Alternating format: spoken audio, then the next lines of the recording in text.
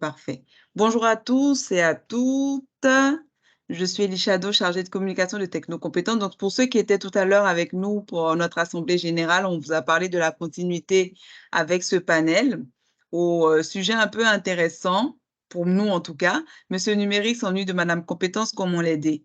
Pour répondre à cette belle question, en tout cas, on va essayer d'y répondre pleinement. Nous avons autour de la table de beaux experts avec chacun sa petite couleur, chacun sa majeure. Et l'objectif aujourd'hui, c'est d'élaborer ce sujet, de faire le tour de ce sujet.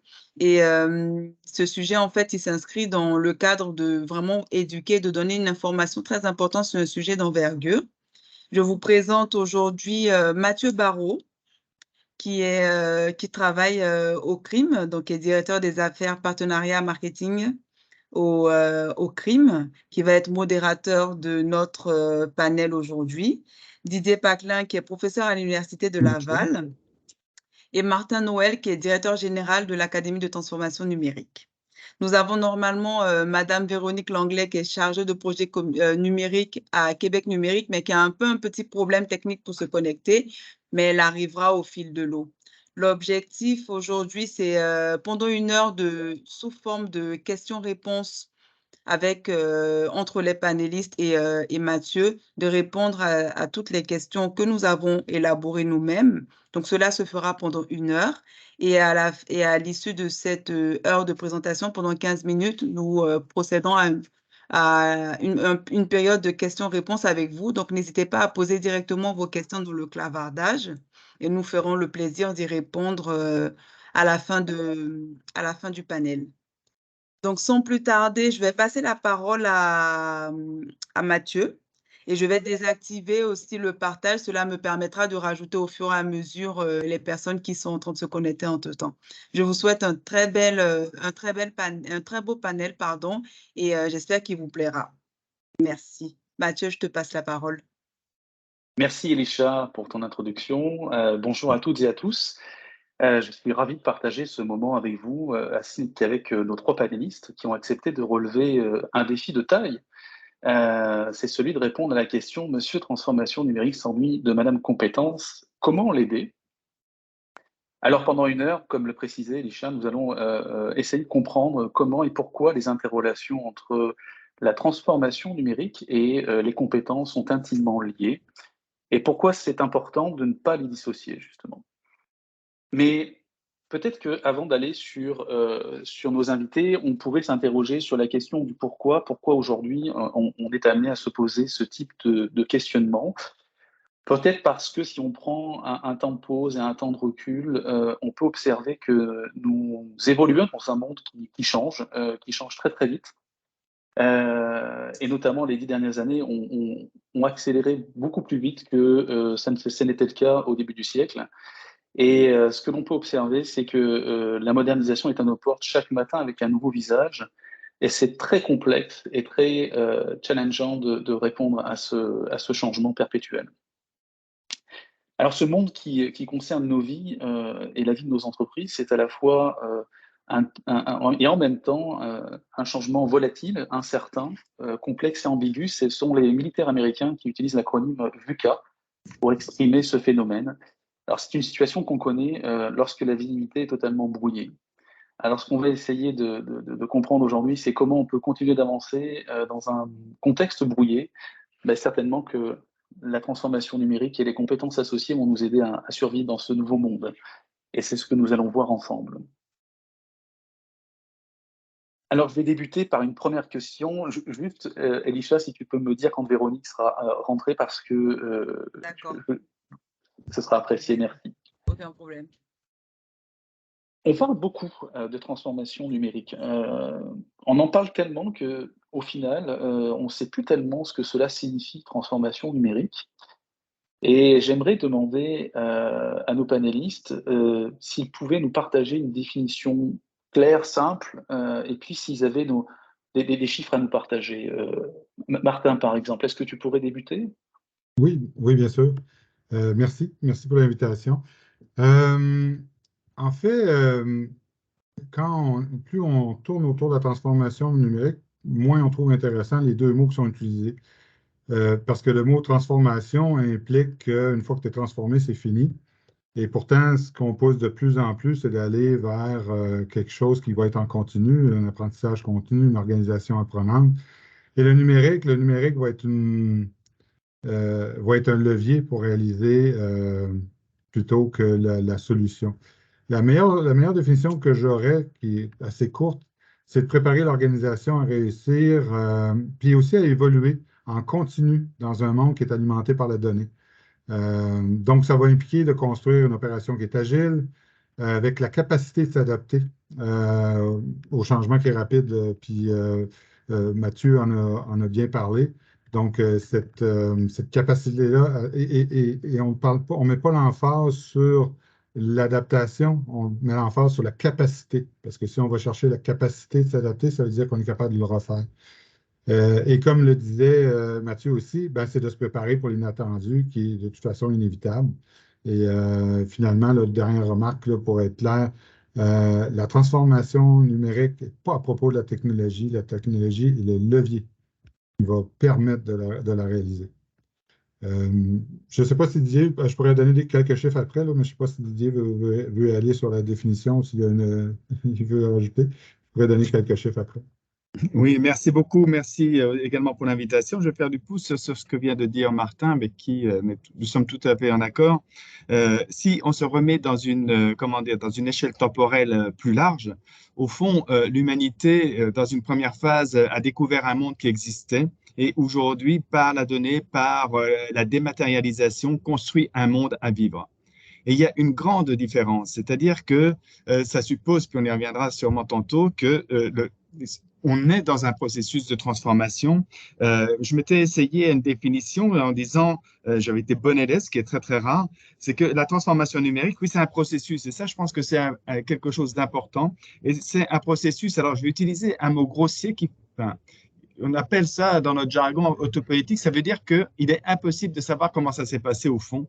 C'est-à-dire qu'en même temps que ça avance, ça construit quelque chose et ça détruit ce qui était commandé à l'organisation. Et je pense qu'il y a un enjeu, pour être assez court, là, autour de la transformation au numérique, par le numérique, mais au fond, qu'est-ce qu'on transforme? C'est ça aussi qu'il faut questionner. Est-ce que c'est des modes de production? Est-ce que c'est les modes de service? Est-ce que c'est les modes du rapport au monde? Au fond, c'est vraiment la transformation, elle porte sur quoi? Ça, c'est quand même, je pense, une interrogation collective à avoir. Et puis aussi de se dire, pour lire les choses, on sait que c'est un processus, que c'est co-construit, que ça embarque la gouvernance, tous les niveaux, l'individuel, le collectif, l'organisation, mais de se dire, au fond, dans ces processus-là, qu'est-ce qui est supprimé par rapport à l'état antérieur, qu'est-ce qui est modifié et qu'est-ce qui est réellement créé? Car parfois, et je vais prendre le cas de l'éducation et je m'arrêterai là-dessus, lorsque les tableaux blancs sont arrivés dans les écoles, ben, il n'y a pas grand-chose qui a bougé. Il y avait toujours un gars ou une femme à l'avant qui, avec son doigt, montrait des choses sur une surface verticale.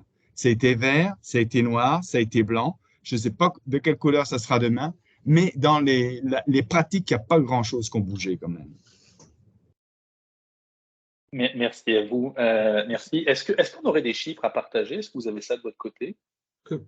Moi, j'en aurais quelques-uns. Ben, première chose, on a l'impression que c'est un buzzword quand même. On en parle, tout le monde. Tu as l'impression que tout le monde est là-dedans, sans vraiment, puis Didier l'a bien positionné, sans vraiment connaître la définition, comme on vient d'en parler. Puis ce qu'on s'aperçoit, c'est que selon la littérature, ça dépend de ce qu'on regarde, là, on parle entre 16 et 30 de taux de réussite. Pour diverses raisons. Souvent, un leadership qui est pas impliqué. On ne travaille pas sur le problème. Il y a un consultant qui est arrivé, qui avait déjà le problème pour la solution, mais il ne connaissait pas ton problème, mais il y avait la solution déjà faite. Manque de mesures et le plus important, un problème de culture. Donc, culture qui n'est pas prête, imposer une solution informatique alors que ta culture n'est pas là. Souvent, c'est presque sûr que ça va être un échec. Et quand on dit qu'on n'est pas en retard, ça vient de l'Association des chambres de commerce canadiennes qui ont fait une étude qui disait que seulement 6 des entreprises canadiennes qui prévoyaient essayer de nouvelles façons d'automatiser les tâches Puis ce qui est dommage, c'est souvent quand ils les font, quand ils vont utiliser ça, ça reste souvent au stade de prototype ou de. Et exactement pour les raisons que Didier a dit, c'est qu'en fait, ils, ils veulent, ils ont une nouvelle technologie, mais ils veulent rester exactement comme ils étaient. Alors que la nouvelle technologie va amener une nouvelle façon de travailler. Mais si tu veux rester exactement pareil, ben, la technologie, elle reste, puis finalement, est sous-utilisée. Donc, beaucoup de problèmes à ce niveau-là. Euh, Puis, une autre étude qui vient du Boston Consulting Group qui dit que il y a à peu près juste 11% des entreprises qui ont investi dans de la technologie, qui ont réussi à libérer une valeur importante. Puis, ils n'y arrivent pas, comme je disais, ils n'arrivent pas à évoluer au-delà des projets pilotes. Donc, ce que ça veut dire, c'est que même si tout le monde en parle, il ne faut pas penser qu'on est en retard parce qu'on n'a pas commencé. Des fois, on est beaucoup mieux de partir du bon pied, de revoir ces processus. En général, moi, j'aime bien partir par là et de voir par quel bout on peut travailler, utiliser la technologie, comme je disais tantôt, comme levier pour faciliter et opérer là, une entreprise. Ouais. Merci Martin et Didier. Ce que je perçois dans vos propos, c'est que finalement, ce buzzword, comme tu disais, Martin, c'est finalement plus profond que ça, ce terme-là, transformation numérique, et que ça vient forcément interroger la question du sens. Et donc j'en viens à la deuxième question. Pourquoi se transformer? Est-ce qu'il ne faut pas d'abord s'interroger sur cette question première? Pourquoi se transformer? Et est-ce que vous pourriez nous donner un petit peu des indicateurs ou des outils pour nous permettre d'identifier à quel moment on reconnaît, on devrait savoir qu'on a besoin d'opérer une transformation numérique? Je Est-ce peux que peut-être Martin, tu veux? commencer? Oui, Oui. Mais en fait, j'ai donné un peu la réponse juste avant. C'est qu'en fait, moi, j'en ai fait une transformation numérique, puis en fait, ce que j'ai commencé par une ingénierie des processus. Le oui, mot, souvent, est un peu péjoratif, mais le principe est de dire, ben, j'en suis où, puis où est-ce que je veux m'en aller. Et ça va partir aussi avec des objectifs qui sont clairs. Souvent, on appelle des objectifs SMART, là, spécifiques, mesurables, atteignables. J'ai oublié le dernier, et en fonction du temps, là, donc euh, calé dans le parfait. temps, donc pas quelque Ouais. chose qui va finir on ne sait pas quand. Donc, et ça, c'est important. Puis beaucoup n'ont pas vraiment d'objectifs, ils veulent juste suivre la parade. C'est vraiment important d'avoir des objectifs et de s'y tenir. Et à partir de là, de travailler la révision de tes processus en ce sens. Je vais donner un exemple. Quand je l'ai fait dans le monde de l'éducation, la transformation numérique. L'objectif, c'est ça qui a tout drivé. C'est qu'à un moment donné, il y avait beaucoup de pertes d'étudiants où j'étais. Et donc, la rétention n'était pas là. Et ça a vraiment été l'objectif. C'est qu'au lieu de travailler à recruter tout le temps les étudiants, on va travailler à les garder. Et c'est tout ça qui a drivé et ça a changé beaucoup. Donc, ça a été beaucoup une approche UX qui a aidé, mais beaucoup de choses. Donc, il y a beaucoup tout a changé par rapport à ça parce qu'on venait de changer l'angle. Et tous les processus ont été revus en ce sens, puis ça a donné un impact qui a été positif.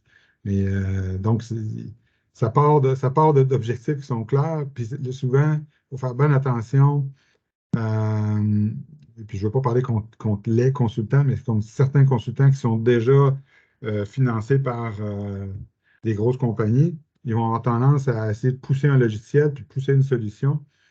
Il n'y a pas de solution magique.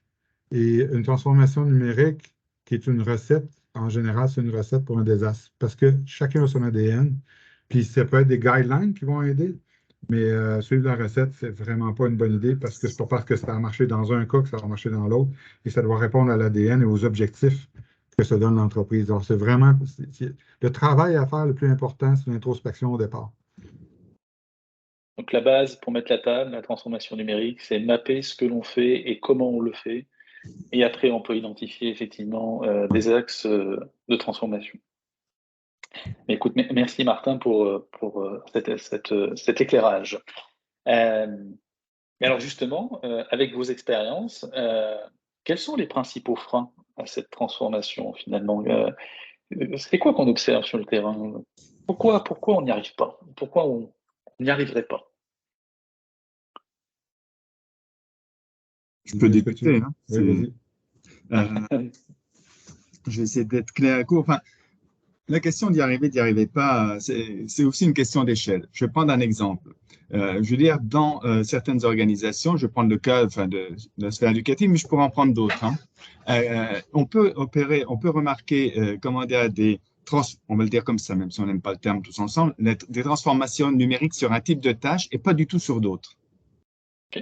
Et la question de l'échelle est importante. Je vais concrétiser ça. Dans une organisation éducative, même dans une compagnie, et les éducations éducatives sont intéressantes pour ça. Par exemple, les enseignants ont depuis tout temps adopté très facilement le traitement de texte pour la production de documents, etc. En fait, pour l'enrichissement de leur activité personnelle. Par contre, les usages et la transformation numérique des pratiques pédagogiques, c'est un peu plus long.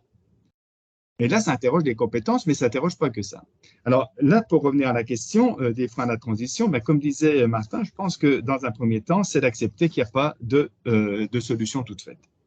Que le projet, il repose sur la construction, dans un premier temps, d'une vision commune, de savoir où est-ce qu'on veut être à 1 an, 2 ans, 3 ans, 5 ans, quelle que soit l'organisation. Quand on regarde Kodak, je prends souvent cet exemple-là, je m'en excuse, mais quand on regarde Kodak, ils étaient très en avance et il y a un moment, ils se sont dit, on est arrivé, on est en haut du mont Sinaï, la vie est belle, le buisson ardent m'éclaire, j'en prends pour 3 siècles. Non, c'est jamais fini. Et ça, c'est un élément important. C'est-à-dire que le frein, c'est la difficulté à se forger, à se doter d'une vision globale. Le deuxième frein pour moi, c'est la non-culture du risque. Car se mettre dans une dynamique d'évolution suppose de faire du risque un élément du changement. De faire de la prise de risque, c'est-à-dire de la modification de pratiques, de l'investissement dans des outils, ça c'est important. Et le troisième frein à la transition, c'est la non-confiance qui est faite aux acteurs. C'est-à-dire les transitions top-down, on sait que ça ne fonctionne pas. On sait qu'il faut de l'horizontalité et qu'il faut aussi de la verticalité inversée pour qu'il y ait une transition durable. Pourquoi ça? Parce que, au fond, ce n'est pas dans une logique d'imposition. Dès lors où, et ça c'est humain, dès lors où il y a quelque chose, une étrangeté qui rentre dans mon quotidien, notre cerveau se met en mode protection de l'individu. Vous avez un accident sur la route, la première chose que fait votre cerveau, il protège vos fonctions vitales. C'est exactement la même chose. Et donc, cette protection-là, il faut l'accepter. Il faut l'accepter et dire, OK, c'est pas de la résistance, c'est juste, il n'a pas envie de mourir, c'est tout. Et c'est là, vous saurez, mais c'est pas là, il ne faut pas mettre les mots, je veux dire, qui vont créer de la valeur négative. Non, tu es là, on comprend, ça chicote, on va travailler ensemble, on va travailler, sur une perception, une construction commune de, et comment ça serait s'il y avait été l'usage du numérique. Et ça, c'est un élément important aussi. C'est pas dire, voilà, comment ça va se faire. Non, on va co-construire, mais on va co-construire un imaginaire commun. Et c'est pas uniquement être dans le monde des licornes. Et si on utilisait tels outils, et si on avait telle organisation, comment je me sentirais, comment irait la production, qu'est-ce que je perdrais? Mais aussi, la question que l'on a toujours à se poser, je ne veux pas faire le consultant qui, donne la solution sans le problème, mais qu'est-ce que je perdrais au fond aujourd'hui si je n'allais pas de l'avant? Et ça, c'est une question qui, pour moi, est vraiment fondamentale. Et là, Martin l'a dit à travers la perte d'effectifs dans une institution éducative. Oui, si je ne le fais pas, qu'est-ce que je perds? Je perds ma job. Très intéressant de dire. Martin, tu veux ajouter quelque chose? Oui, c'est excellent, Olivier. Je vais peut-être juste rajouter quelques détails. La réponse était complète. Ce qu'on voit, j'en ai discuté plus tôt, le problème de culture, mais je pense que Didier en a parlé. Quand je fais des formations puis que je pose certaines questions, je reçois des réponses et une des réponses qui revient le plus souvent, c'est une planification, une exécution inadéquate. Donc, des objectifs ne sont pas clairs, puis après ça décale. Et souvent, bien dit par Didier aussi, un peu trop top-down, pas assez d'implication des employés. Et ça fait que, une communication qui est inefficace, on pousse une solution technologique et les gens ne sont pas préparés. Donc, c'est toutes des petites choses qui font que souvent, ça ne fonctionne pas.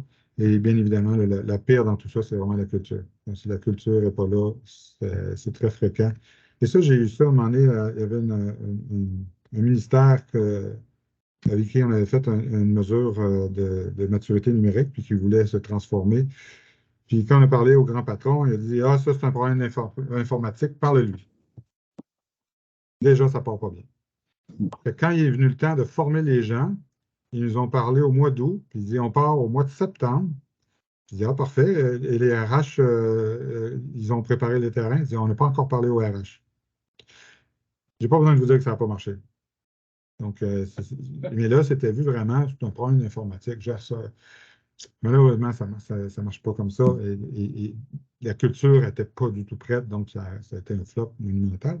Mais c'est vraiment important. Mais c'est ça, grosso modo, c'est ça, mais ça revient à peu près à tout ce que tu as dit de façon plus générale, là, mais c'est souvent là-dessus. Eh ben, vous me contredirez dans mon esprit de synthèse si jamais j'avais mal compris vos propos, mais de ce que je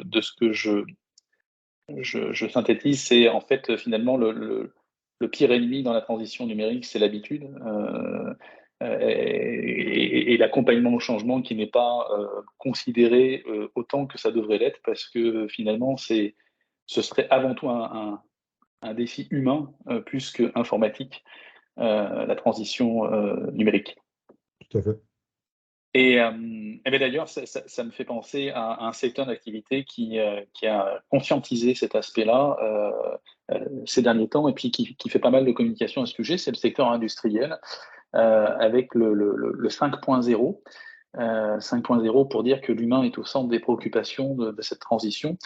Et moi, j'aimerais comprendre comment ça se fait qu'on n'a pas pensé à tort, ou comment ça se fait qu'on a manqué l'humain, finalement, dans cette transition dès le début, finalement. Pourquoi on ne l'a pas impliqué? Tu as commencé à en parler, Martin, tout à l'heure, mais est-ce que tu as un regard particulier sur la situation à nous partager? Ouais, l'Académie de transformation numérique a tout de suite, au départ, mis sa mission comme mettant l'humain au cœur de la transformation numérique, justement parce qu'il y a beaucoup d'échecs qu'on a vus, justement parce qu'on n'avait pas agi comme ça. Et oui, on va arriver à l'intelligence artificielle, tout ça, mais pour l'instant, on est beaucoup plus dans des notions d'éthique, de UX, d'accessibilité, d'éco-responsabilité. Donc, on va vraiment toucher beaucoup d'aspects où l'humain est vraiment une partie importante et viable dans la transformation numérique. Donc, nous, on a, dès le départ, on a fait cette approche-là. Et on reproche souvent les approches qui sont justement trop informatiques ou trop basées là-dessus. Trop technique, tout à fait. Et Didier, tu voudrais compléter? Par rapport à l'humain, moi, il y a 40 ans, quand j'ai commencé, j'ai vécu un gros échec. Oui, on ne se parlait pas comme ça, mais de transformation numérique. C'était dans le secteur de l'agriculture. Mais là, vraiment, l'échec dont tu te dis, si tu n'en fais rien, tu es mort à vie. Donc, on a essayé d'en faire quelque chose. Et puis, je vais raconter cette petite anecdote. Donc, je travaillais sur l'informatisation des exploitations agricoles. Donc, bien sûr, pas en bourse, etc. De l'autre côté du Grand Lac. Et en fait, on allait chercher différentes composantes humaines. Et au fond, de relier ça, et c'est des choses avec des approches à la fois sociologiques et aussi des approches géographiques, de la géographie sociale. Et juste pour finir cette petite anecdote, le fait d'aller chercher ce type de données-là, de comprendre en fait, eh bien, ça nous a permis d'interpréter des différentes situations. Et il y avait quelque chose, par exemple, qui a été très, très déterminant dans l'informatisation, pour vous dire jusqu'où ça peut aller se nicher, c'était la pratique religieuse. Il n'était pas question de révolution tranquille, c'est pas ça. Mais même si on ne pratique plus, il y a la culture catholique versus la culture protestante. Et en fait, ça faisait deux transitions complètement différentes. Si je ramène ça au corps, à nos métiers, un métier a une culture, un métier est fait d'identité professionnelle qui fait que l'on se retrouve. Si on prend le médecin ne va pas procéder de la même manière que le boulanger, de la même manière que, etc., etc. Et ça, ce sont des éléments importants. C'est-à-dire qu'à fonctionnalité numérique égale, le rapport, la vision, la perception que les acteurs ont vont dépendre de ces éléments-là. Vont dépendre de ce que de leur pratique habituelle, bien sûr, hein, des habitus, mais va dépendre également de la manière dont ils perçoivent le monde et dont ils agissent sur le monde. Et à une action égale, chacun, en fonction de là d'où il vient, n'agit pas de la même manière et donc le résultat sera différent. Pour terminer, je dirais que l'humain est central. On parlera peut-être d'intelligence artificielle. Il est central pour autant que l'on sache lui donner la possibilité de s'exprimer sur la manière dont il vit aussi son action et son métier, et non pas sur la manière dont il pense que l'on voudrait qu'il le vive. Parce que là aussi, il y a des écarts, il y a des négociations, il y a des ratoureux, il y a tout ça là qui s'opère. Et en fait, la transition numérique amène à se poser vraiment des questions que l'on traite habituellement dans un champ qui est le champ de l'ergonomie, c'est-à-dire du confort dans l'activité. Le numérique n'est pas là pour punir pour moi. Le numérique est là pour contribuer au bien-être au travail et non pas à des soumissions serviles, bref, à de la peine. Très intéressant. Mettons l'humain. Juste rapidement, oui. Ça implique de l'inclusion, ça aussi. C'est important ce que vient de dire, ça implique de l'inclusion, c'est-à-dire de ne pas laisser derrière des gens qui ont une littératie numérique faible.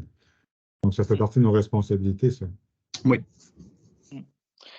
Oui, pour rebondir sur le fait qu'il y a des interrogations en lien avec son poste, là, comment on perçoit son poste et son rôle et ses compétences dans son milieu de travail. On est au cœur du sujet, on parle de l'humain finalement dans cette transformation numérique. Et est-ce que si on contextualise, ça se passe de la même façon lorsque on est dans une petite entreprise de 20 employés qui fait par exemple du commerce de détail et une autre PME qui est industrialisée, 150 employés. Est-ce qu'on raisonne de la même façon ou est-ce qu'il y a des changements qui sont très nets et distincts? Est-ce que Didier, tu veux… Je vais… moi, je parle… J'ai eu l'occasion de travailler. Je travaille avec soit des petites structures, des grandes structures. Actuellement, plutôt dans le champ de l'éducation. Il y a des enjeux qui sont communs. Tout ce qu'on vient de dire antérieurement, là, c'est-à-dire la vision, la prise de risque, le respect de l'humain, etc. Tout ça, pour moi, ça fait partie des communs. La question peut-être centrale entre le 20, le 150 et tous les gradients, c'est que les yeux ne doivent pas être plus gros que le ventre. C'est-à-dire de ne pas minimiser les investissements, pas uniquement techniques, mais les investissements temporels, les investissements, humains à mobiliser, à faire pour qu'il y ait de véritables transitions. Comme disait Martin tantôt, des expériences qui ont été des expériences, on en trouve, des expériences qui sont passées dans le statut, du quotidien, c'est quand même beaucoup plus difficile. Alors moi, je suis dans un secteur où moi, je parle de cimetière des expérimentations pédagogiques. Tellement il y en a. On pourrait faire des processions annuelles, bref. La question, c'est qu'il n'y a pas vraiment de transformation profonde. Bref, il y en a. Je ne suis pas en train de dire qu'il n'y en a pas, mais elles ne sont pas profondes. Pourquoi ça? Parce que, je veux dire, à 20 ou 150, c'est la question pour moi aussi, je pense qu'on pensera à Martin, mais de la temporalité. C'est-à-dire qu'on est pris dans des conflits de temporalité. Une temporalité technologique très, très rapide. Qui est là, un nouvel truc, ChatGPT, c'est même plus intéressant d'en parler, même si ça a été un jour, j'en sais rien. Et à côté de ça, on a une temporalité organisationnelle et on a une temporalité biologique, c'est-à-dire de l'individu. Et tout l'enjeu qu'il y a, et c'est peut-être là, entre le 20 et le 150, il peut y avoir une différence pour moi, c'est que, je veux dire, à 20, on peut être plus contraint encore parce qu'à 150, certains vont un petit peu plus vite. Par contre, ceux qui vont un petit peu plus vite, et comme ça a été dit tantôt, il ne faut pas oublier que certains, c'est plus des marathoniens que des sprinteurs. Mais au fond, pour moi, les enjeux, c'est une question d'échelle d'appréhension des sujets qui vont faire la différence entre 20 et 150. On peut dire que peut-être parfois à 20, c'est plus agile, mais au fond, tout dépend aussi du système de management initial et de la culture managériale. Si à 20, on a une culture qui est très descendante, de gestion fondée sur la méfiance, et qu'à 150, c'est très coopératif, ben, le 150 va l'emporter. Si c'est l'inverse, le 20 va l'emporter. Donc la culture organisationnelle est importante. Oh, ça pour moi. Ben oui, c'est central. Je reprendrai Oui, Martin, si tu veux rebondir. deux citations de Didier. Les yeux plus grands que la pince et le marathonien plutôt que le sprinter. À la base, c'est ça. Ça ne sert à rien d'aller te chercher un gros ERP si tu es désemployé, c'est pas capable. Ce qu'on voit de plus en plus chez les PME, c'est des petits pas. Ils avancent par petits pas. Est-ce que je peux trouver une solution qui va régler peut-être 40-50% de mes problèmes? On va avancer. On va faire avancer le monde. Ben, ça revient à ce que Didier parlait du marathon. On va prendre des plus petites bouchées, mais on va avancer en continu. Donc, c'est beaucoup ce qu'on voit. Des fois, il y a toujours des problèmes de financement qui pourraient aller plus vite, mais le principe de base est à peu près là. Puis quand on est très, très petit, encore plus petit que ça, on parle de quelques dizaines d'employés, ben, ça va être les outils vont être en conséquence aussi. Ça peut être l'implantation et l'utilisation à bon escient d'une gestion de projet, d'un outil de gestion de projet. Dans certains cas, ça va être un CRM. Ça va faire amplement le travail si tu l'utilises comme il faut, à plein potentiel. Donc, selon tes besoins, selon ce que tu veux faire, des fois, il y a des solutions alternatives qui ne sont pas si chères que ça, qui vont te permettre quand même d'avancer plus vite, d'avoir une gestion de tes clients, tes fournisseurs, de tes employés, etc., et de mieux suivre les projets que tu dois livrer. Alors, il faut juste jouer en fonction de ce qu'on est capable de prendre. Mais c'est les mêmes problèmes pour tout le monde. À part de ça, c'est tout ce qu'on a dit avant, comme Didier, ça reste les mêmes préoccupations. Donc, apprendre à marcher avant de vouloir courir, en fait. Oui, oui, puis vouloir être capable de courir longtemps. Oui. J'ai bien compris le marathonien. Et est-ce que, donc, on a parlé de la taille, du contexte. Moi ce que j'avais en tête, c'était les niveaux d'implication, mais je pense que vous avez répondu assez à la question, mais j'aurais tendance à penser, mais peut-être à tort, peut-être que je suis biaisé dans ma perception, que le commerçant du coin de la rue qui a une dizaine d'employés, qui envisage d'entamer une transition numérique, une transformation numérique, est-ce que, versus une PME de 150 employés, est-ce que l'appréhension du projet, est-ce que la mesure du risque est différente? Est-ce qu'elle est la même? Est-ce que parce qu'on opère vers de l'inconnu, hein, en quelque part aussi, et cette voie vers l'inconnu, est-ce que le fait qu'on soit une petite structure ne fait pas qu'on a plus de crainte à opérer plutôt qu'une grande? Mais peut-être que je suis biaisé hein, dans ma perception. Là. Peut-être par rapport à ça, je vais être court, Martin. Pour moi, c'est la question de la maturité.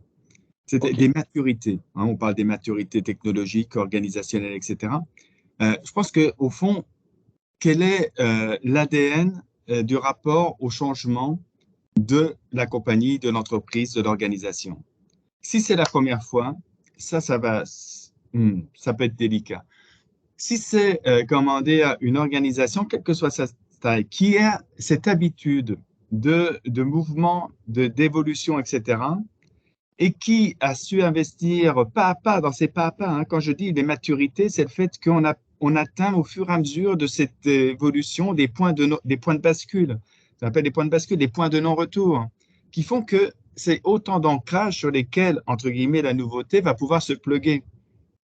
Quelqu'un qui, c'est la première fois qui vient juste monter, enfin même où ça fait 30 ans, 40 ans, mais qui pense être novateur, mais qui a toujours fonctionné avec les mêmes schèmes sans les questionner, hey, ça c'est difficile. Ça c'est difficile.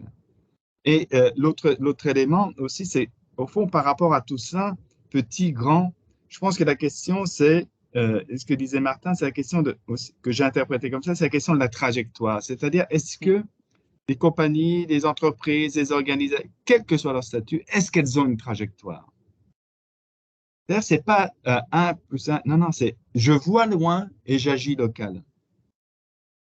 Et ça, pour moi, c'est quelque chose d'important, c'est-à-dire de toujours ça, parce que quand on lève la tête en agissant local, eh bien, on se souvient qu'on a la lumière qui nous éclaire le chemin, comme l'utopie, quoi. Et on sait où on veut aller. On ne sait pas forcément comment, parce que c'est ça aussi qui est important dans toutes ces transitions. Il ne faut pas faire de paris sur le comment on va y aller.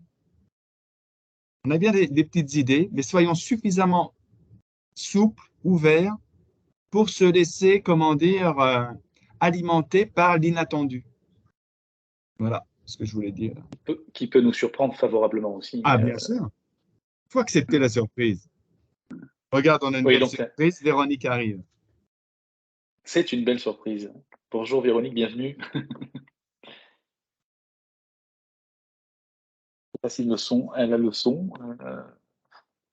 Mais si elle nous Didier a tout entend. à fait raison en parlant d'avoir une vision à long terme, de loin, puis de s'assurer que les pas sont dans le bon sens. Les gens qui n'ont pas d'objectif à long terme vont se mettre à courir d'un côté, puis finalement, quand ils s'aperçoivent qu'ils ne sont pas du bon bord, il faut qu'ils détricotent tout pour repartir du bon bord. Et c'est important que ce ne soit pas une ligne vers l'objectif, mais une autoroute très large pour être agile, pour d'être capable de bouger dans le bon sens sans être trop contraignant. Pour laisser place à la créativité. C'est intéressant la vision, hein, finalement être porté par la vision et mettre les moyens. Et mettre les moyens qui vont avec la vision. Là. Si je peux prendre une anecdote, par exemple l'anecdote, je suis à l'université Laval, je ne peux pas, bref, j'aime beaucoup être là. Quand en 2006, l'université a fait le choix de changer de plateforme pédagogique, de passer de WebCity, de dire on fait notre plateforme, ce choix a été décisif pour aujourd'hui encore. C'est-à-dire qu'il y a une transition qui a été faite là, une prise de risque qui a été faite, mais qui en fait a donné une autre orientation sur ce plan-là. Hein. Ce qui fait par exemple qu'au moment de la COVID, bon, je ne dis pas que c'était facile, mais je parlais de maturité, 41% des enseignants avaient déjà donné un cours à distance. C'est-à-dire que cette transition-là, elle se fait par petits pas, comme disait Martin. Mais pourquoi? Parce qu'il y a eu cette vision, à un moment donné, le recteur, on connaît son nom, je veux dire, qui a dit, c'est là où on va. Mais ça, on ne le lit que rétrospectivement. C'est-à-dire qu'on ne peut pas dire point 1, point 2, point 3, enfin, on n'est pas dans la recette. C'est juste des grands principes, à mon avis, qu'il faut mentaliser, qu'il faut avoir en tête et qui vont diriger, qui vont nous faire des repères pour les actions au quotidien. C'est super. Justement, si on va dans la compétence, moi je serais intéressé à savoir si vous pourriez nous partager 3 compétences, excusez-moi l'anglicisme, hard skills et 3 compétences soft skills que vous identifiez comme championnes, qu'on aimerait avoir autour de la table pour opérer une transition numérique. Est-ce que Martin ou Didier, vous voulez commencer? Est-ce que Véronique nous a rejoint? Est-ce qu'elle a le micro ou Je vais normalement autoriser le micro, mais là, en fait, c'est comme si elle était sur mute. Ok. C'est un... Donc, nous avons Véronique, mais en silence. C'est ça. Okay. Est-ce que Martin, tu veux commencer, peut-être? Si Martin est toujours avec nous? Ah, ça se fiche partout, là. C'est ça, Martin, il est figé aussi. Donc, Didier, est-ce que tu... C'est ça. Alors, je vais essayer. Hein. C'est un exercice qui n'est pas simple du tout. Hein. Sur les compétences requises, alors je vais commencer par les compétences douces parce que c'est plus facile pour moi. Parmi ces compétences-là, pour moi, il y a vraiment des compétences qui sont, des compétences qui sont liées au rapport à l'incertitude et à l'indétermination. Ça, c'est un point important parce que c'est nécessaire en termes de mobilisation de savoir, de savoir-faire, mais surtout de savoir-être, de dire comment je vais me comporter dès lors où ce qui est fixe, maîtrisé dans mon quotidien, ne va plus l'être pendant une période donnée. Donc, comment je vais vivre avec ça? Ça, c'est un premier élément. Un deuxième élément, bien sûr, ça suppose, toujours dans le champ des compétences plus douces, je veux dire, la collaboration. C'est-à-dire que la transition n'est pas le fruit d'une personne, de deux personnes, c'est le fruit de différents collectifs d'acteurs. Et je dis bien collectif, c'est pas de tout le monde au même niveau. C'est-à-dire qu'il faut aller chercher les collectifs métiers, les collectifs d'identité socio-professionnelle, parce que chacune va faire sa job dans son coin. Et surtout, enfin pour moi, là, il ne s'agit pas de dire que tout le monde marche comme un seul homme. Non, on est toujours là où en sont les personnes, comment elles voient le projet. Et puis, bien sûr, derrière tout ça, s'il y en a une troisième, c'est la capacité de création et de co-création. C'est-à-dire de voir comment on va co-créer des façons de faire. Ça peut aller des espaces jusqu'à des nouvelles règles d'action, etc.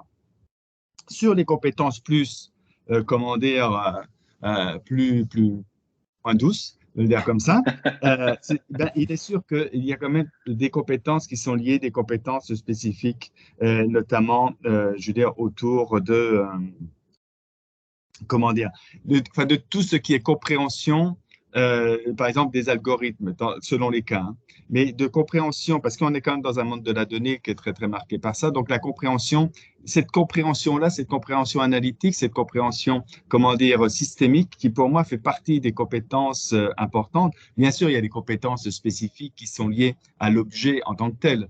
Je veux dire, il y a des fonctionnalités qui sont plus ou moins perceptibles, donc dans cette capacité-là. Et il y a des capacités aussi, alors, qui sont, comment dire, alors elles sont entre les deux pour moi. Ce sont toutes les capacités qui sont liées à la donnée, à son rapport à la donnée. Alors, c'est à la fois sous l'angle de la sécurité et sous l'angle de l'éthique. Et là, il y a vraiment entre deux. Et parce que ce que je pense, c'est pour ça que j'ai un petit peu de difficulté toujours à faire entre les deux, parce qu'il me semble qu'il y a des recouvrements de compétences. Je ne vois pas comment une compétence, par exemple, dans le champ de la cybersécurité, peut se délier d'une compétence éthique, je veux dire, qui ferait plus partie des compétences douces.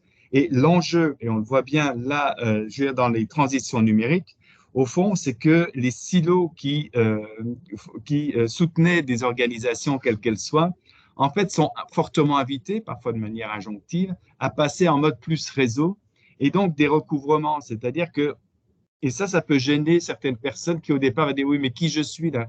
Comment je deviens? Enfin, et là, créer, comment dire, des difficultés qui peuvent être temporaires, je veux dire, à se situer dans son activité.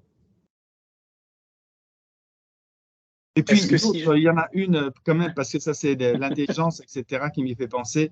Il y a une compétence aussi, alors je ne sais pas comment, puis je vais peut-être faire rire du monde avec ça, mais c'est une compétence, comment dire, liée à l'humilité. Ce n'est pas parce que je mobilise et je mets 3 mots dans un moteur, dans un robot conversationnel que je vais, moi, être intelligent. Mais merci Didier pour ton propos.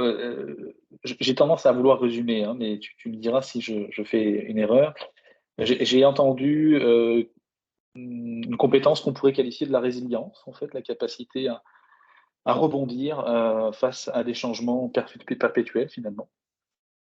La collaboration, être collaboratif, avant tout. Et la notion de créativité, la capacité à créer un monde qui n'existe pas encore. Et tout ça entouré autour de compétences un peu plus dures, comme tu disais, qui sont en lien avec la donnée, parce que finalement, la donnée, on parlera d'intelligence artificielle un petit peu plus tard, mais la donnée est au cœur du dispositif, que ce soit transformation numérique ou d'intelligence artificielle. Et c'est important d'avoir ces connaissances assez tôt pour pouvoir être confortable dans ce nouveau monde. Véronique, je vois que tu es... Martin est là? Martin, je ne te vois pas, Martin. Oui. Si, tu es là. Ah, désolé. Je rajouterais peut-être juste la communication à ton résumé, Mathieu, qui est assez important. Le traitement de données est central aussi. Peu importe où est-ce que tu traites, le traitement de la donnée devient important. Tout à fait. Est-ce que Véronique, bonjour, bienvenue, bonjour. Et puis merci de me rejoindre. Enfin, vraiment, désolée en fait là, du retard. On voit que le numérique, c'est pas toujours parfait, manifestement. Mais tu sais, en fait, je suivais la conversation et les échanges de loin, dirons-nous, là. Mais je pense que je peux appuyer, en fait, mes collègues du panel là, dans le choix de ces compétences clés-là, que ce soit les soft skills et les hard skills aussi. C'est sûr que chez Québec numérique, là, quand on accompagne des petites entreprises, c'est des compétences qu'on essaie de transmettre, là. Puis, évidemment, ce sont des compétences clés qui reviennent. Donc, même si on aimerait en voir d'autres qui sont des compétences tierces, c'est sûr et certain que celle de la gestion de la donnée, là, comme l'a très bien dit Didier, le fait aussi d'être toujours en gestion du changement, en capacité d'adaptation, ça revient constamment aussi. Collaboration, apprentissage continu, on ne peut pas passer à côté de ça. Et dans les hard skills, là, évidemment, la cybersécurité, développement web, gestion de projet, communication à l'interne aussi. Donc, c'est sûr et certain qu'on tourne autour de ces mêmes eaux-là parce que, comme vous l'avez bien dit, ça demeure des essentiels. Merci Véronique pour ta contribution. On remet en contexte. Est-ce qu'on a besoin des mêmes compétences en fonction du cycle dans lequel on se trouve, dans la transition numérique? Est-ce qu'on va avoir besoin des mêmes compétences lorsqu'on prépare sa transition numérique versus quand on la déploie? J'aimerais bien voir s'il y a des similitudes ou s'il y a des distinctions nettes. Est-ce que Martin, tu pourrais nous éclairer? Oui, je ne sais pas si mes collègues vont être d'accord. Moi, j'ai tendance à dire que, et surtout par rapport à ce que j'ai dit avant, pas tout à fait. La première partie, elle est très analytique et ça prend une pensée de remettre en question le processus en place, de changer par des objectifs, des paradigmes qui sont installés. Toute cette réflexion-là, des qualités analytiques que lorsque tu déploies, tu vas être beaucoup l'accompagnement, la communication, la gestion de projet, comme Véronique dit. Donc, il y a un shift qui va se faire, mais ce serait idéalement, j'espère que c'est la même équipe tout le long. Donc, mais probablement les mêmes acteurs qui vont faire le gros du travail à une partie et à l'autre. Mais moi, de ce que j'ai vu, de ce que j'ai vécu, j'aurais tendance à dire que pas tout à fait les mêmes.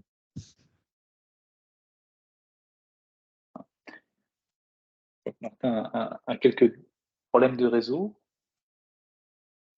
Ah, malheureusement, vous m'avez pas entendu? Non, ça coupe un petit peu. Je ne sais pas si c'est moi qui ai le problème de réseau, si c'est toi. Mais Ça se peut que ce soit moi, je suis loin. Est-ce que tu vas terminer ton propos, Martin? En fait, je ne sais pas à partir de quand ça a coupé, mais je disais que selon moi, c'est pas les mêmes compétences. On souhaite juste avoir les mêmes personnes pour mener le projet de A à Z, mais définitivement beaucoup plus au départ, plus de communication, gestion de projet à la fin. Donc, pas tout à fait pareil réellement. Nécessairement ce que tu as besoin. Ok.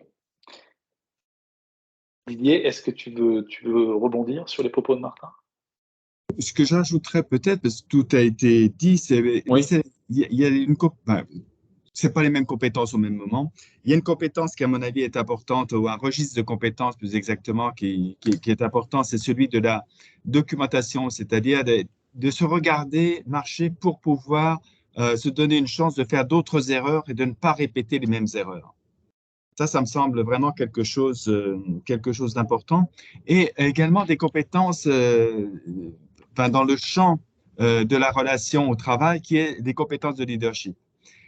Puisqu'on sait très bien que tout le monde n'a pas le même rapport à la transition, Et je ne parle pas des pionniers parce que ceux-là, ils nous intéressent, mais pas trop parce qu'ils peuvent tout bloquer la machine. Mais l'idée, c'est comment, je veux dire, on fait émerger aussi les compétences de leadership au sein des groupes enfin, socio-professionnels de l'entreprise, de la compagnie, de façon à ce qu'il y ait également ce qu'on appelle un enrôlement, pas au sens militaire du terme, mais qu'il y ait une compréhension qui soit une compréhension qui est faite en proximité.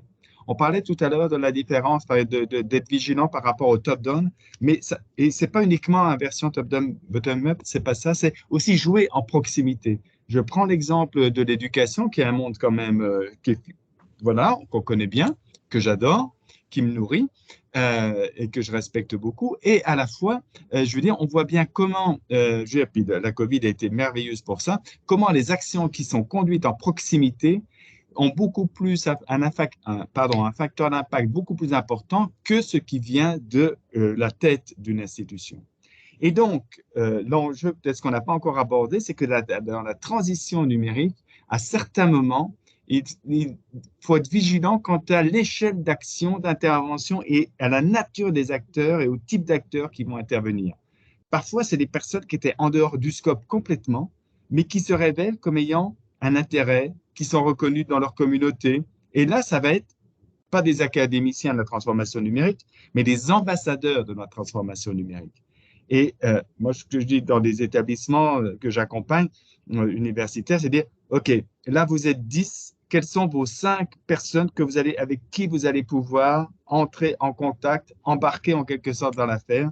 Et au bout de quelques mois, avec ce coefficient de 5, vous imaginez combien il y a de personnes qui sont sensibilisées, qui construisent du sens et qui participent au mouvement.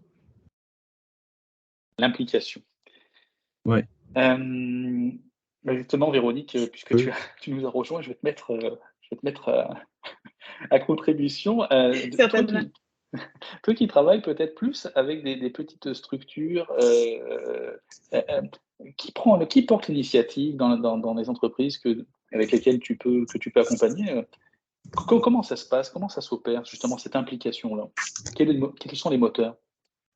Ben, je te dirais que dans beaucoup de cas, il y a des entreprises où on va avoir effectivement ce que j'appellerais une sentinelle, une personne qui porte en fait là, cette vision de la transformation numérique-là, mais c'est pas toujours les dirigeants. Donc, on a certaines personnes qui essaient de communiquer l'intérêt, le besoin, la nécessité finalement de sortir à l'extérieur du modèle d'affaires, d'aller vraiment là, chercher des innovations. Mais on constate que lorsque c'est pas les personnes qui sont peut-être en position finalement de direction, il y a toujours un aplatissement un peu de cette vision-là. Donc, c'est extrêmement nécessaire dans des petites structures d'avoir l'aval des dirigeants, des directeurs d'entreprise, de s'assurer que finalement, dans la haute direction, on supporte cette culture-là de l'innovation à petite échelle. Donc, je te dirais que la majorité du temps, on voit finalement là, des personnes qui portent ce besoin-là, ces projets numériques-là, mais que dans les cas où la direction accompagne ces sentinelles-là, ou même que la direction est la porteuse des projets numériques, on voit vraiment un plus grand succès finalement des projets puis de la transformation en tant que telle, donc à plus haute échelle ou en général. Merci Véronique. Alors, de nos échanges, sur la notion de la compétence, de ce que, dans un cadre de transition numérique, ce que j'identifie finalement, c'est que ça nous prend des profils particuliers qu'on essaye d'identifier à travers des profils de compétences et des tempéraments aussi, pour être des agents du changement dans cette transition. Mais moi, je suis employeur et je suis face à une pénurie de main-d'œuvre. Comment je fais pour à la fois renforcer les compétences de mes ressources en place, que j'ai identifiées, qui ont des bons profils, mais qui auraient peut-être besoin d'être appuyées sur ces compétences-là. Et comment j'y arrive? Est-ce qu'il y a des dispositifs qui existent? Est-ce qu'il y a de la formation? Peu importe. J'aimerais bien vous entendre tous les trois sur ce sujet. Est-ce que Véronique, tu veux reprendre la parole peut-être? Ben oui, absolument. Puis, tu sais, je pense que c'est une idée qui en fait, fait son chemin, là, qui est probablement en lien aussi avec tout ce qui a été discuté précédemment. Mais effectivement, ces agents du changement-là, il faut les valoriser. Donc, oui, c'est sûr qu'on est dans une période où le manque de main-d'œuvre se fait sentir dans tous les secteurs d'activité, mais il demeure que, je pense que vous l'avez sûrement mentionné, mais c'est toujours l'humain avant le numérique. Donc, ça signifie que les personnes qui sont déjà en poste, il faut s'assurer de les fidéliser, il faut s'assurer que nos agents du changement continuent à être nourris. Puis, évidemment, ben, c'est en prenant parti pris dans la création de nouvelles compétences de ces équipes-là. Donc, de développer avec de la formation, oui, mais cette formation-là, elle peut se trouver de tellement de manières possibles, là, finalement. Donc, je pense que les humains qui font partie des entreprises sont au cœur de la transformation numérique. Et, tu sais, c'est à partir de cette collaboration interne-là, mais aussi à partir de la collaboration externe, dans la mesure où le secteur d'activité dans lequel on se situe, que ce soit le tourisme, la culture, le commerce de détail, regorge d'entreprises qui, elles, ont aussi entamé leur transformation numérique. Donc, de faire vraiment partie de la communauté ou de s'intégrer dans l'écosystème dans lequel on est, c'est aussi une manière d'avancer dans le même secteur et de s'élever finalement. Donc, oui, la mise en place de nouvelles compétences par la formation traditionnelle, mais aussi en allant chercher là, du côté des autres acteurs comment la transformation numérique a été faite. Merci beaucoup, Véronique. Didier ou Martin, est-ce que vous voulez prendre le relais? Par rapport à ça, ce que je dirais, c'est que ça, c'est un très, très beau sujet pour les institutions éducatives conventionnelles. Pour qui, je veux dire, qui sont, alors je vais le dire, puis j'en suis, donc, dans une grande difficulté pour réagir vite, considérant, comment dire, des exigences de validation, etc. Donc, ça amène à quoi? Ça amène au fond à privilégier une diversité, je vais le dire comme ça, de formats et de modalités de formation, d'aller vers des choses courtes et des choses qui elles-mêmes sont, comment dire, doivent exprimer ce qu'est la transition numérique. C'est-à-dire qu'on ne forme pas à la transition numérique, on forme aussi par la transition numérique. Et ça, ce qu'on appelle l'isomorphisme en formation, c'est-à-dire je te forme comme je voudrais que tu sois après. Et ça, c'est quand même un enjeu. L'autre chose, c'est également du côté des organisations, quel que soit l'artisanat et autres, mais de reconnaître la formation dans le temps comme étant une possibilité aussi, comment dire, enfin, non, pardon, pas une possibilité, comme étant une activité régulière du professionnel. Ça, c'est un autre élément. Ce qui a un impact aussi, tout ça, sur les politiques RH. C'est-à-dire qu'il faut faire confiance, je veux dire, au fait que pour certaines choses, et on le voit bien dans les industries du numérique, et puis si vous voulez, une étudiante qui travaille là-dessus, sur les environnements, comment ce qu'on appelle les environnements capacitaires, en quoi aujourd'hui la compagnie autorise-t-elle, l'entreprise, peu importe, autorise-t-elle son personnel, je veux dire comme ça, à se former ailleurs et à rapporter ça chez soi? Parce que ça, c'est aussi un élément important. Alors, bien sûr, vous allez me dire, il y a des secteurs dans lesquels on ne peut pas faire ça parce qu'il y a des questions de confidentialité, il y a des questions de sécurité. OK, mais tout n'est pas sécurité, tout n'est pas que confidentialité. Mais ça veut dire quoi? Je terminerai là-dessus. Ça veut dire que la compagnie, peu importe l'organisation au sens large, et par exemple, à l'université, on est confronté à ça, c'est qu'on doit reconnaître ce que des employés, des personnes apprennent en dehors de ce que l'on a prévu pour eux, et que ça a de la valeur. Et le dernier point, c'est développer des communautés de pratique, des communautés d'apprentissage au sein des organisations, avec tout ce travail de formalisation des savoirs d'action. Parfois, on fait des choses, mais on n'a pas pris le temps, on ne sait pas trop comment, mais donner du temps à cette formalisation pour que ce soit appropriable par d'autres. Donc, du capital. Martin, est-ce que tu veux rebondir sur cette question-là? Oui, ben, je ne sais pas, ça a coupé, donc je ne sais pas, je réponds à la bonne question. Mais tout à fait d'accord pour les communautés de pratique. C'est ce qu'on fait dans le du Québec, mais on va le faire avec les Digital Champions. Donc, de réunir ces gens-là qui ont une influence sur les autres. Et eux, on reçoit beaucoup de questions au lieu de mettre un tout paquet de monde et de ne pas diriger. Donc, on a plutôt opté pour dire, ben, on va travailler plutôt avec cette strate-là. Donc, tout à fait, c'est une bonne idée, mais nous, on l'a positionné dans ce cas-là. Et puis, ben là, comme vous savez, je ne suis pas au Québec, mais je suis à une conférence pour le gouvernement marocain. Et les conférences qui tournent en forme de mentorat un peu, où tu as beaucoup de questions, sont aussi des sources de voir un peu qu'est-ce qui se fait ailleurs, c'est quoi les meilleures pratiques, de préparer le terrain, d'aider à mieux traiter le dossier, puis des fois à voir même qu'on n'est pas si pire que ça. Donc, ces genres d'échanges-là sont assez importants à avoir. Et en fait, je pense que c'est notre rôle de se rendre disponible pour ces genres d'échanges-là, comme on le fait présentement aussi, pour que les gens puissent se faire une tête, puis peut-être même à certains moments communiquer pour avoir une forme d'accompagnement pour être mieux orientés, s'assurer qu'ils ne nous manquent pas pour des mauvaises raisons leur transformation numérique. Merci, merci Martin. Je vois l'heure à laquelle nous arrivons. J'aimerais garder une dernière question avant de passer aux questions du public. Je vais ajouter un buzzword à notre conversation. On va parler d'intelligence artificielle. Finalement, est-ce que cela change quelque chose en termes de tout ce qu'on vient de se dire, préparation, compétences, gestion de projet, transition, lorsque je veux opérer un projet d'intelligence artificielle versus un projet de transformation numérique, qui sont deux choses distinctes. Mais est-ce que l'un de vous veut commencer à prendre la parole? Didier, peut-être? Sur est-ce que l'intelligence, en fait, si je reformule, Mathieu, dis-moi, est-ce que il y a des spécificités par rapport à l'intelligence artificielle?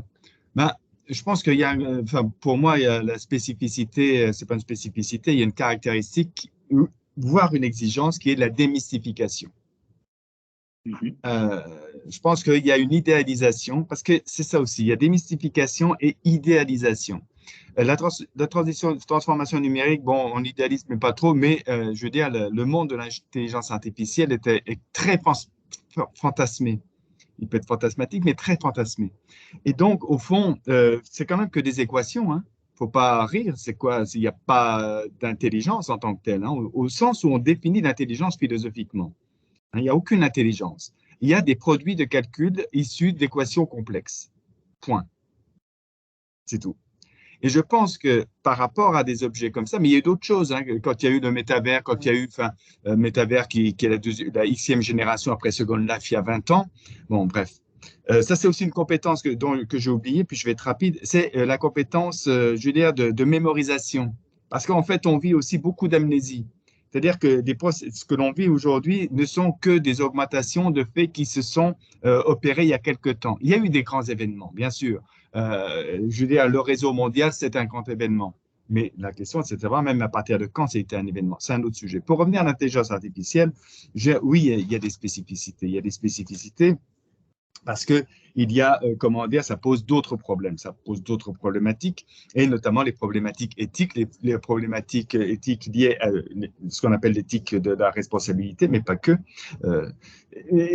Comment dire, et l'éthique, voilà, c'est ça demande ça, mais au fond, c'est ça la caractéristique, c'est que c'est le fantasme qui est autour. Et un fantasme qui a été renforcé aussi, et ça c'est parce que les transitions numériques, comme elles sont dans plein de secteurs, les réseaux sociaux sont un produit de la transition numérique de la communication.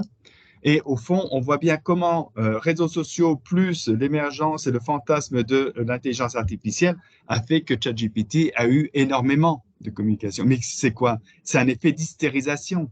Et il y a peut-être une compétence aussi à avoir, c'est de laisser son hystérie de côté dans le champ de la transition numérique.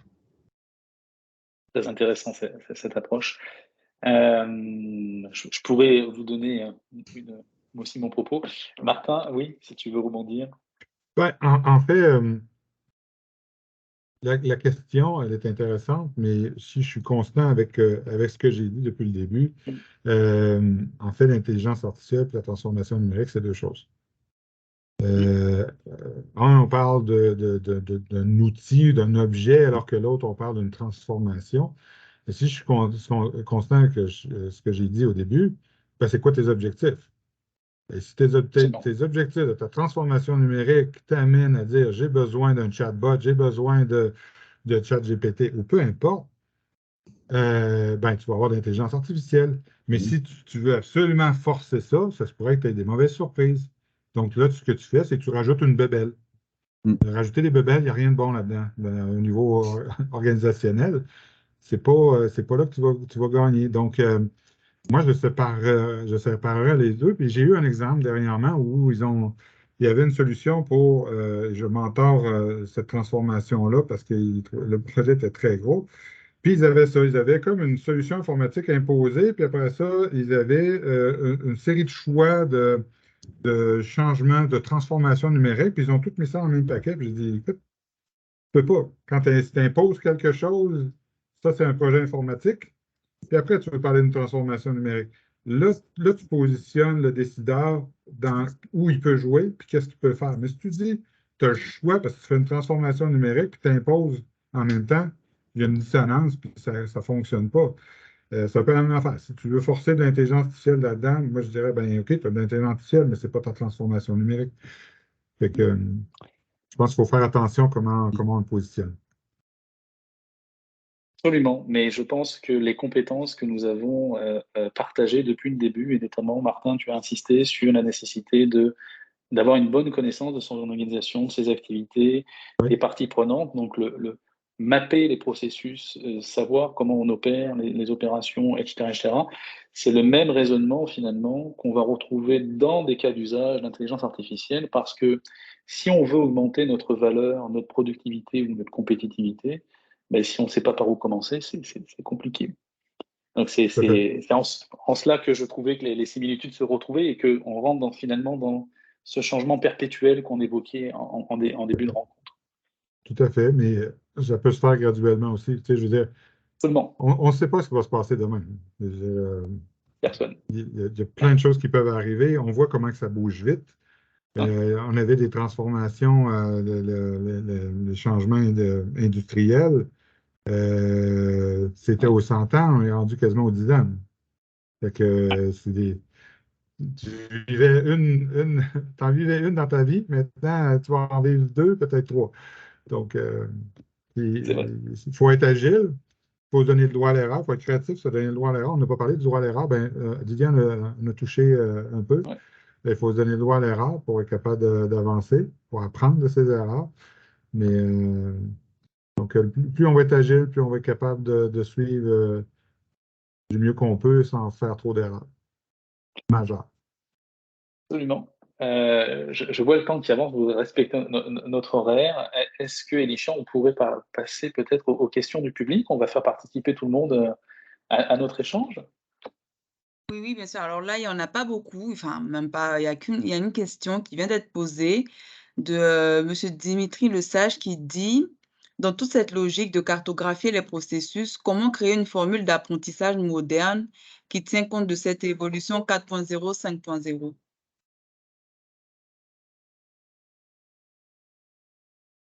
Je peux la répéter ainsi. Mais c'est comment créer quoi? Alors, en fait, dans toute cette logique de cartographier les processus, comment créer une formule d'apprentissage moderne qui tient compte de cette évolution 4.0/5.0? C'est vraiment l'accent sur l'apprentissage. Enfin, si je me lance, hein, je me risque là. Oui, lance-toi, Olivier. L'eau est très froide là pour moi. Pour moi, c'est la question de, comment dire, une nouvelle formule d'apprentissage, je ne sais pas, mais le fait comment dire, d'utiliser les situations pour apprendre, justement. C'est-à-dire qu'on ne peut plus dire, voilà, il faut faire comme ci, comme ci, comme ça, mais on est vraiment dans le champ de la compétence, là.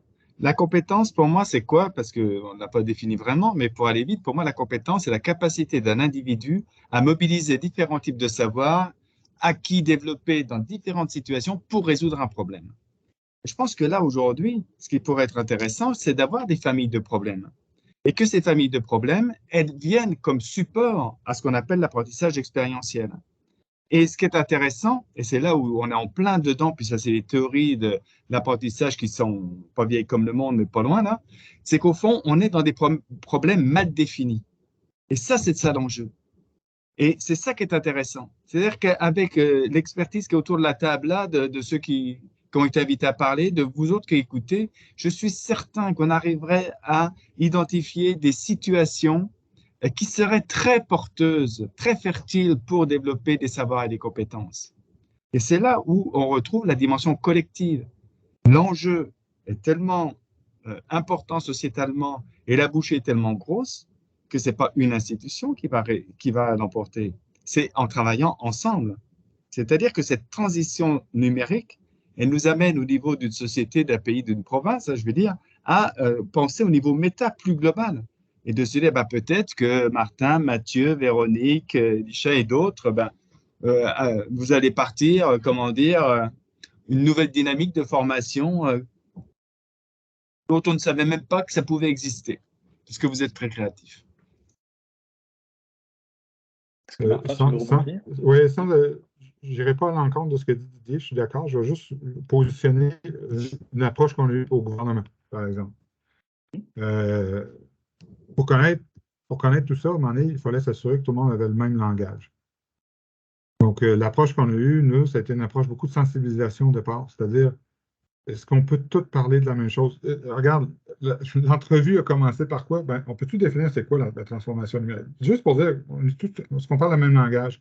Et c'est étonnant de voir que même des gens qui pensent sont experts, à un moment donné, quand ils suivent les formations, puis quand on les met en position de collaborer et d'échanger, on s'aperçoit que quand tu n'as pas la même définition, à un moment donné, si tu t'en es pas parlé, les gens chicanent parce que moi, j'avais compris que c'était ça, puis finalement, c'était ça.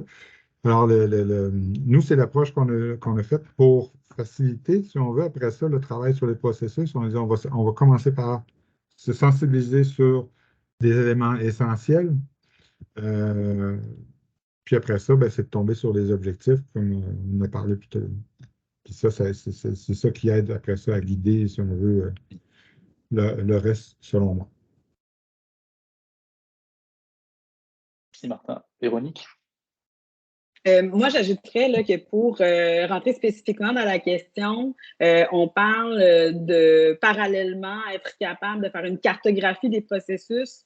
Donc, je pense que autant les processus que les expertises puis les compétences actuelles peuvent être cartographiées. Donc, il y a un maillage qui est vraiment possible de faire entre ce qui existe actuellement dans l'entreprise ou dans l'organisation et ce qu'on est capable de faire, puis d'être capable d'optimiser ou en tous les cas de travailler sur les deux plans en même temps. Donc, ça signifie que en termes d'expertise, puis je rejoins aussi Didier, il y a quelque chose à faire entre ce qui doit être transformé ou en tous les cas ce qu'on peut explorer dans l'entreprise et ce qu'on peut aussi explorer dans nos apprentissages. Donc, il y a un travail super intéressant à faire au niveau des compétences nécessaires pour amener l'entreprise plus loin, puis au niveau aussi des processus à apporter ou à ajuster. Donc, il y a un beau maillage à faire entre compétences puis croissance de l'entreprise, finalement. Alors, nous avons 2 autres questions, mais Didier doit nous quitter dans 2 minutes. Donc, ce que je te propose, Mathieu, et à tous, c'est que peut-être Didier fasse un petit résumé de ce qu'il faut retenir. Et les 2 questions qui ont été posées sont vraiment pertinentes. Donc, je serais un peu d'avis qu'on prenne un peu plus de temps pour y répondre, mais donner la possibilité à Didier de faire un peu son résumé et de nous quitter. Qu'est-ce qu'on doit retenir, Didier? Non, mais merci, c'est un peu bref. Ça, c'est l'effet du numérique, c'est-à-dire que on colle trop de choses là.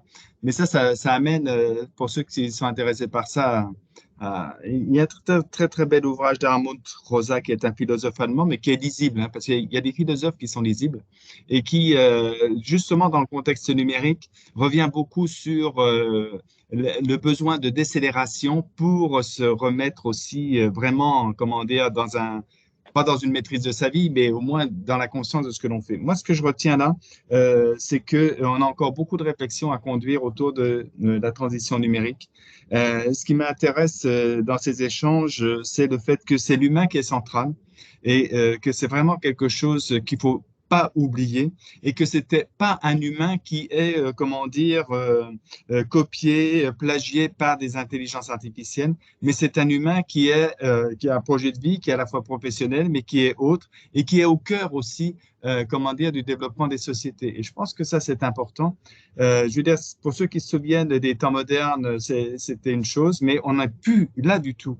On n'est plus dans l'automatisation des processus. Et on voit bien aussi, parce qu'il y a une dimension dont on n'a pas parlé, qui pourrait, oui, Hartmut Rosa, c'est ça, dont on n'a pas parlé, c'est tous les impacts également de la transition numérique sur la transition écologique et sociétale.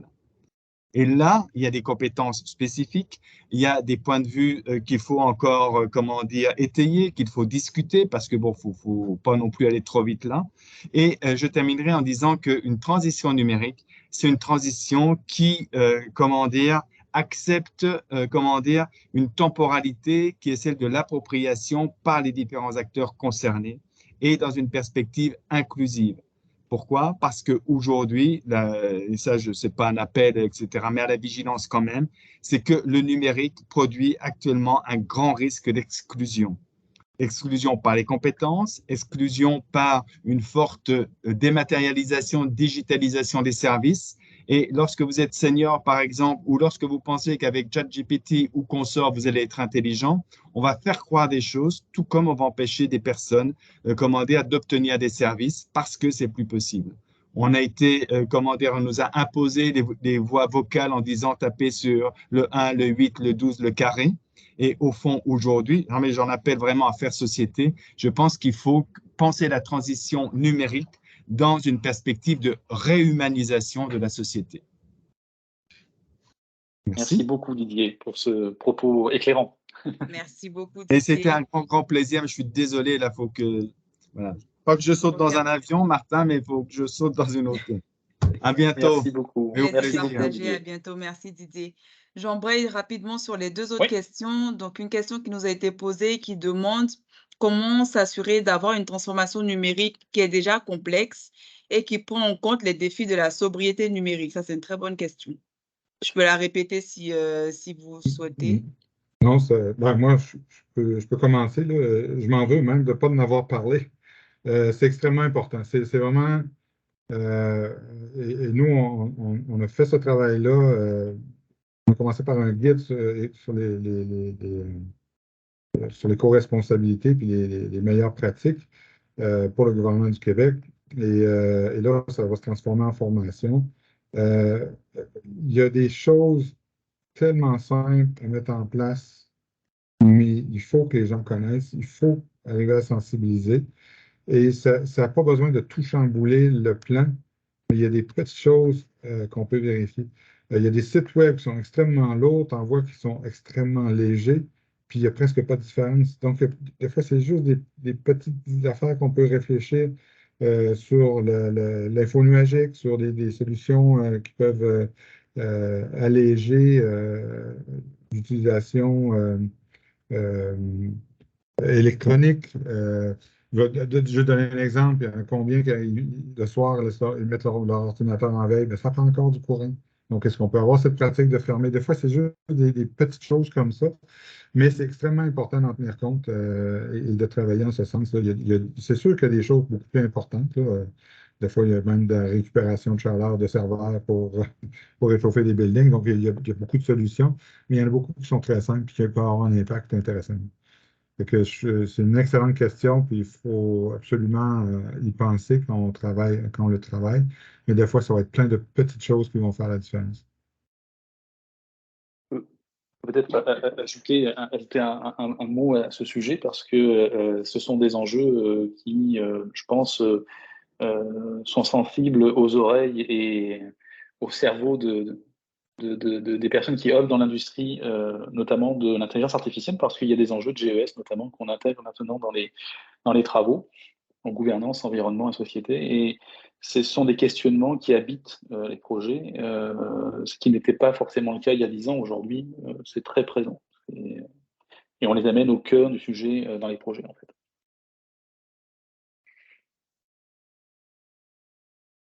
Est-ce qu'on poursuit déjà ou est-ce que Véronique, tu voulais rebondir? Véronique, si tu veux ajouter quelque chose.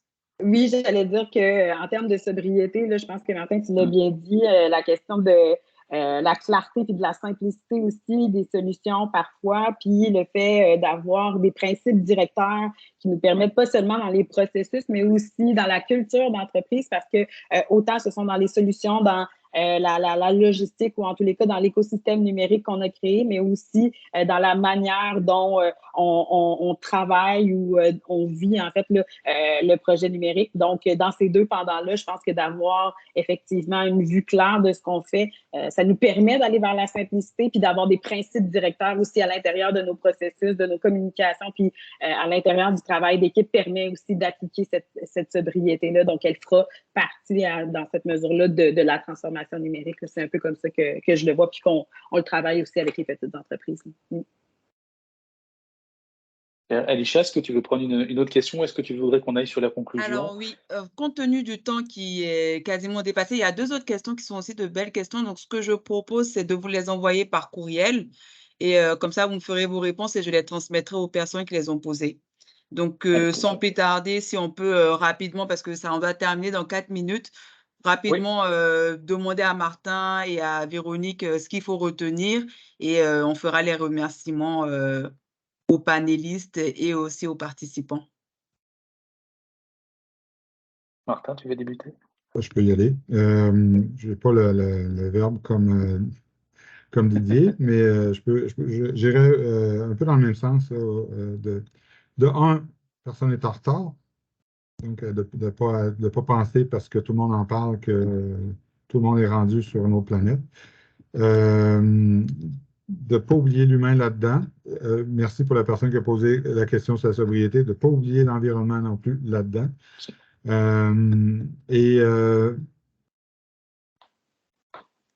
C'est pas parce qu'on est petit qu'on ne peut pas en faire une.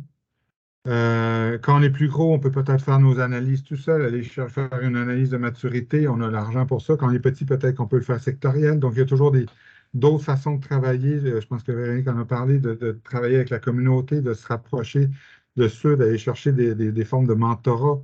C'est possible. Mais il y a de la place pour tout le monde. Et puis, je pense que puis, c'est pas tout le monde qui est obligé d'aller au même rythme. Ce qui est important, c'est Mathieu l'a bien dit, commencer à marcher, apprendre à marcher, mais de continuer tout le temps après. Je pense que c'est quelque chose qui peut devenir agréable pour tout le monde. Parce qu'en le faisant tranquillement, on amène les gens, même les plus rébarbatifs, à un moment donné, oups, ils voient les avantages. Ça n'a pas été un choc monumental. Ils voient les choses avancer. Ils disent, bon, ben, finalement, ma vie n'est pas si dure que ça.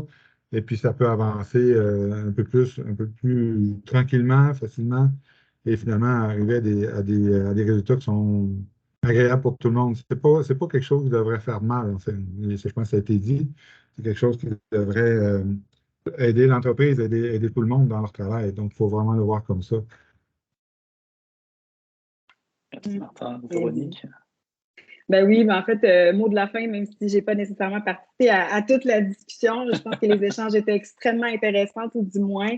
Oui, Martin, là, comme tu l'as bien dit, l'humain avant tout. On le sait, la transformation numérique, là, elle n'est pas juste à nos portes, on est amplement dedans.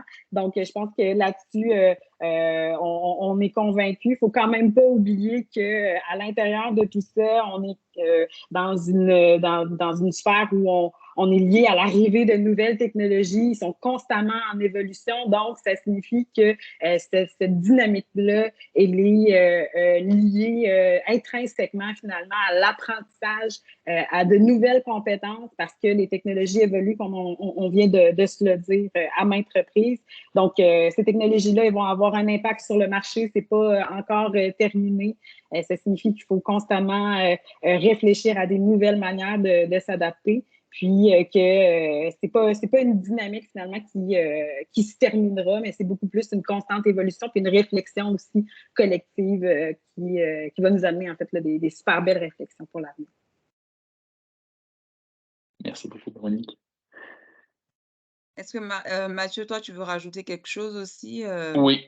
Mais juste, je suis d'accord avec mes collègues. Je voudrais juste rajouter une chose, c'est que on a la chance de vivre dans un lieu magnifique qui s'appelle le Québec et qu'on a un écosystème qui est extrêmement riche sur ces questions-là.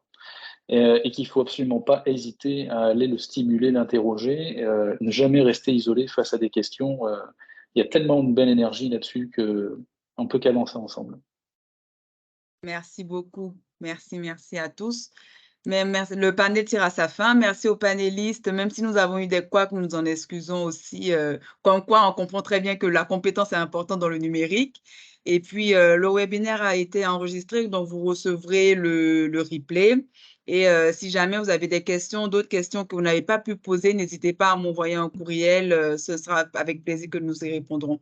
Je vous souhaite à tous une très belle journée et peut-être à bientôt pour un autre rendez-vous.